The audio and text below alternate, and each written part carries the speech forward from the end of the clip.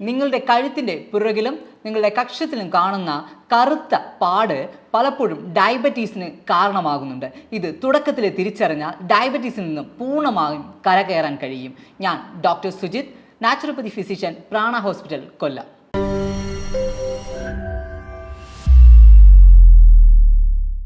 പല പേഷ്യൻറ്റും ഞങ്ങളുടെ അടുത്ത് വന്ന് ചോദിക്കുന്ന ഒരു ചോദ്യമുണ്ട്, ഡോക്ടർ, എൻ്റെ കഴുത്തിൻ്റെ ഭാഗത്തെ കറുത്ത പിഗ്മെൻറ്റേഷൻ മാറ്റാൻ വേണ്ടി എന്താണ് ചെയ്യുന്നത്?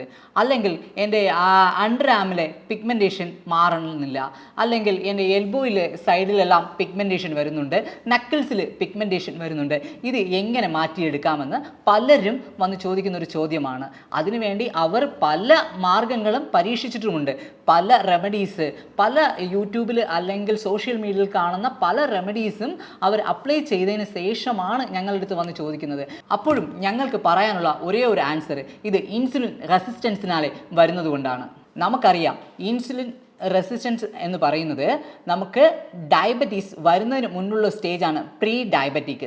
ഈ പ്രീ ഡയബറ്റിക്കിന് മുന്നേ നമുക്ക് ശരീരം കാണിച്ചു തരുന്നതാണ് ഇൻസുലിൻ റെസിസ്റ്റൻസ്. ഈ ഇൻസുലിൻ റെസിസ്റ്റൻസ് സമയത്ത് നമ്മൾ ഇൻസുലിൻ റെസിസ്റ്റൻസ് അധികമായിട്ട് ഉണ്ടെന്ന് നമ്മൾ തിരിച്ചറിഞ്ഞാൽ നമുക്ക് പൂർണ്ണമായിട്ടും നമുക്ക് ഡയബറ്റീസ് വരാതെ തന്നെ ഡയബറ്റീസിനെ തടുത്തു നിർത്തുകയും പരിപൂർണമായിട്ടും റിവേഴ്സ് ചെയ്ത് നമ്മുടെ ശരീരത്തിന് കൊണ്ടുവരുവാനും നമുക്ക് സാധിക്കും. നമുക്കറിയാം, നമ്മുടെ പാൻക്രിയാസ് ആണ് ഇൻസുലിൻ സെക്രീറ്റ് ചെയ്യുന്നത്. എന്തിനാണ് ഈ ഇൻസുലിൻ നമുക്ക് ശരീരത്തിൽ ആവശ്യമായി വരുന്നതെന്ന് അറിയാമോ? അതായത് നമ്മുടെ കഴിക്കുന്ന ആഹാരം, അതായത് കാർബോഹൈഡ്രേറ്റോ നമ്മൾ കഴിക്കുന്ന എന്തും തന്നെ ഗ്ലൂക്കോസായി കൺവേർട്ടായിട്ട് നമ്മുടെ സെല്ലിൻ്റെ അകത്ത് പോകും. സെല്ലിൻ്റെ അകത്ത് പോയിട്ടാണ് എനർജി ആയിട്ട് അത് കൺവേർട്ട് ആകുന്നത്. ആ ഈ സെല്ലിൻ്റെ അകത്ത് പോകുന്നതിന് നമുക്ക് ആവശ്യമായ സാധനമാണ് ഇൻസുലിൻ എന്ന് പറയുന്നത്. അതായത് നമ്മൾ ഒരു ഡോറ് തുറക്കുന്നതിന് കീ എന്ന പോലെയാണ് നമുക്ക് ഈ ഇൻസുലിൻ. ആ ഇൻസുലിൻ ഉണ്ടെങ്കിൽ മാത്രമേ ഈ ഗ്ലൂക്കോസിന് സെല്ലിൻ്റെ അകത്ത് പോകുവാൻ കഴിയുള്ളൂ. പലപ്പോഴും നമുക്ക് സെല്ലിൻ്റെ അകത്തോട്ട് ഗ്ലൂക്കോസ് എത്താൻ കഴിയാതെ നിൽക്കുന്ന ഒരു സ്റ്റേജിനെയാണ് ഇൻസുലിൻ റെസിസ്റ്റൻസ് എന്ന് പറയുന്നത്. ഞാനൊരു എക്സാമ്പിളായിട്ട് പറയട്ടെ. നിങ്ങളൊരു ഷോ കാണാൻ പോവുകയാണ്. ആ ഷോയ്ക്ക് വേണ്ടി ടിക്കറ്റ് എടുക്കുന്ന സ്ഥലത്തിനെയാണ് പാൻക്രിയാസ് എന്ന് പറയുന്നത്. ആ ടിക്കറ്റിനെ ഇൻസുലിൻ എന്ന് കരുതുക. ഷോ നടക്കുന്ന സ്ഥലം സെല്ലെന്ന് കരുതുക. അപ്പോൾ സെല്ലിൽ 50% മാത്രമേ ഒരു ഷോയ്ക്ക് പങ്കെടുപ്പിക്കാൻ പറ്റുകയുള്ളൂ.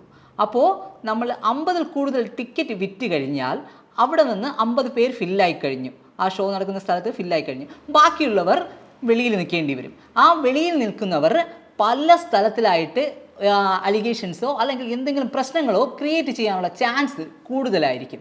അതുപോലെ തന്നെയാണ് നമ്മുടെ ഇൻസുലിനും നടക്കുന്നത്.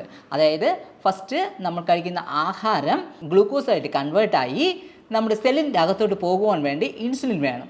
പാൻക്രിയാസ് അതിന് ഇൻസുലിൻ സെക്രീറ്റ് ചെയ്യും.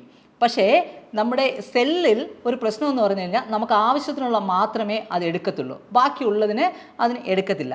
അപ്പോൾ ബാക്കി വരുന്നവർ വെളിയിൽ നിൽക്കുന്ന ഒരു അവസ്ഥ വരും. അപ്പം വെളിയിൽ നിൽക്കുന്ന ഇൻസുലിൻ വന്നിട്ട് നമ്മുടെ ശരീരത്തിൽ മുഴുവനുമായിട്ട് സഞ്ചരിക്കാൻ തുടങ്ങും. വീണ്ടും പാൻക്രിയാസ് എന്ന് കരുതും, വീണ്ടും അവിടെ ഇതാണ് ഇനിയും അവിടെ ആവശ്യമുണ്ടെന്ന് പറഞ്ഞ് സെക്രീറ്റ് ചെയ്തുകൊണ്ടേയിരിക്കും. അപ്പോൾ പക്ഷേ സെല്ലിൻ്റെ അടുത്ത് പോകുമ്പോഴത്തേക്കും സെല്ല് ഒരു കാരണവശാലും ഈ ഇൻസുലിനെയോ അല്ലെങ്കിൽ ഗ്ലൂക്കോസിനെയോ അകത്ത് വിടാതിരിക്കും. അപ്പോൾ ഇത് ശരീരത്തിൽ മുഴുവനുമായിട്ട്, ബ്ലഡിൽ മുഴുവനുമായിട്ട് ഇത് ഇൻവോൾവ് ആയിട്ട് കൊണ്ടിരിക്കും. ഇതിനെയാണ് ഇൻസുലിൻ റെസിസ്റ്റൻസ് എന്ന് പറയുന്നത്. ഈ ഇൻസുലിൻ റെസിസ്റ്റൻസ് നിങ്ങളുടെ ശരീരത്തിൽ പ്രവർത്തിച്ചു തുടങ്ങിയിട്ട്, അതായത് ഇൻസുലിൻ റെസിസ്റ്റൻസ് അധികമാണോ എന്ന് അറിയുവാൻ വേണ്ടി നമുക്കൊരു ടെസ്റ്റ് ഉണ്ട്. അതിനെയാണ് ഹോമോ IR എന്ന് പറയുന്നത്. ഇത് 0.5 1.4 വരയ്ക്കും ഇതിൻ്റെ നോർമൽ വാല്യൂ ആണ്. ഇതിൽ എന്തെങ്കിലും ഡീവിയേഷൻസ് വരികയാണെങ്കിൽ നമുക്ക് മനസ്സിലാക്കാൻ പറ്റും നമുക്ക് ഇൻസുലിൻ റെസിസ്റ്റൻസ് ആണെന്ന്. അപ്പോൾ നമ്മൾ ഈ ഇൻസുലിൻ റെസിസ്റ്റൻസ് ഉണ്ടെന്ന് കണ്ടുപിടിച്ച് കഴിഞ്ഞാൽ അടുത്ത് നമ്മൾ എന്ത് ചെയ്യണമെന്ന് പറഞ്ഞു കഴിഞ്ഞാൽ നമ്മുടെ അധികമായിട്ട് നിൽക്കുന്ന ഈ ഗ്ലൂക്കോസിനെ നമ്മൾ കൺവേർട്ട് ചെയ്യാൻ നോക്കണം. അതായത് സെല്ലിൻ്റെ അകത്തുള്ള എനർജി ആയിട്ട് നമ്മൾ യൂട്ടിലൈസ് ചെയ്യാൻ വേണ്ടി നോക്കുക. അപ്പോൾ യൂട്ടിലൈസ് ചെയ്യേ വീണ്ടും സെല്ലിൻ്റെ അകത്തോട്ട് ഗ്ലൂക്കോസ് എൻ്റർ ആവുകയും ഇൻസുലിൻ റെസിസ്റ്റൻസ് കുറയുകയും ചെയ്യും. അതിനുവേണ്ടി നമ്മൾ ചെയ്യേണ്ട കാര്യങ്ങൾ: 1, കൃത്യമായിട്ട് നിങ്ങൾ എക്സസൈസ് ചെയ്യുക. 2, കൃത്യമായിട്ടുള്ള ആഹാരക്രമം കൃത്യമായിട്ട് എടുക്കുക.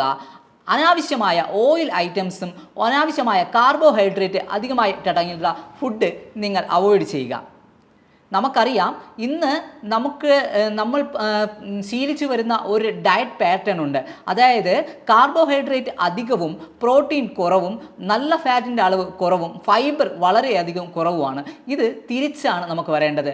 അതായത് നല്ല പ്രോട്ടീൻസിൻ്റെ അളവ് കൂടുതലും ഫൈബറിൻ്റെ അളവ് കൂടുതലും നല്ല ഫാറ്റിൻ്റെ അളവ് കൂടുതലും കാർബോഹൈഡ്രേറ്റിൻ്റെ അളവ് കുറച്ച് മാത്രം എടുക്കുക. ഇങ്ങനെ നമ്മുടെ ഡയറ്റ് പ്ലാൻ സെറ്റ് ചെയ്യുകയാണെങ്കിൽ ഇൻസുലിൻ റെസിസ്റ്റൻസിൽ നിന്ന് നമുക്ക് കരകയറാൻ വളരെ എളുപ്പമാണ്.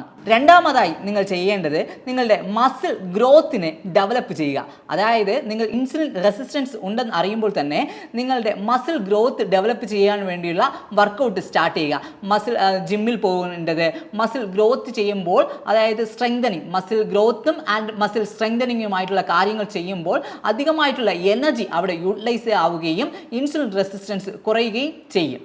മൂന്നാമതായി നമുക്ക് ചെയ്യാൻ കഴിയുന്നത് ഇൻ്റർമിറ്റൻറ്റ് ഫാസ്റ്റിംഗ് ആണ്. അതായത് 8 മണിയിൽ നിന്ന് 16 മണിക്കൂറിലേക്ക് ഒന്നും കഴിക്കാതെ ഇരിക്കുന്നതാണ് ഇൻ്റർമിറ്റൻറ്റ് ഫാസ്റ്റിംഗ് എന്ന് പറയുന്നത്.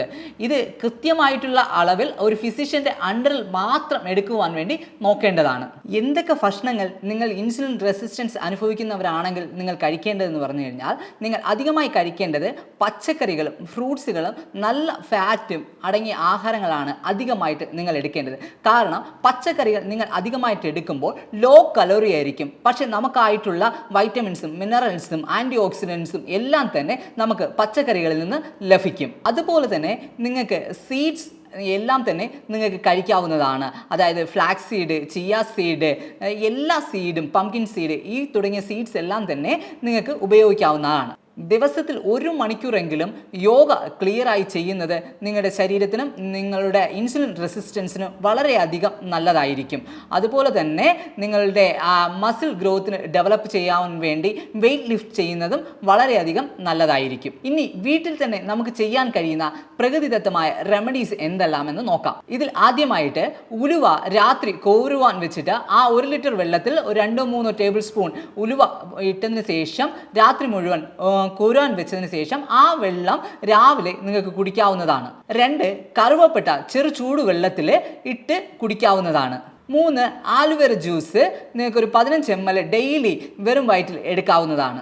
4 ഫ്ലാക്സ് സീഡ് പൊടിച്ച് സലാഡ്സിൽ യൂസ് ചെയ്ത് നിങ്ങൾക്ക് ഉപയോഗിക്കാവുന്നതാണ്. അധികമായിട്ട് വെളുത്തുള്ളി നിങ്ങളുടെ ഭക്ഷണത്തിൽ ഉൾപ്പെടുത്താവുന്നതാണ്. ഇത് ഇൻഫ്ലമേഷനെ കുറയ്ക്കുന്നതിന് വളരെയധികം സഹായിക്കും. അതുപോലെ തന്നെ നിങ്ങളുടെ ഉറക്കം, സ്ട്രെസ്സ് ഇതെല്ലാം കൃത്യമായിട്ട് മാനേജ്മെൻറ്റ് ചെയ്താൽ തന്നെ ഇൻസുലിൻ റെസിസ്റ്റൻസിൽ നിന്ന് നിങ്ങൾക്ക് രക്ഷപ്പെടാൻ കഴിയും. അല്ലാതെ നിങ്ങളുടെ കറുത്ത പാടിനെ എന്തെങ്കിലും ബ്ലീച്ച് ചെയ്യുകയോ അല്ലെങ്കിൽ ബ്യൂട്ടി പാർലറിൽ പോയി അതിന് എന്തെങ്കിലും റെമഡി നോക്കിക്കഴിഞ്ഞാൽ ഒരിക്കലും ആ പാട് മാറത്തില്ല.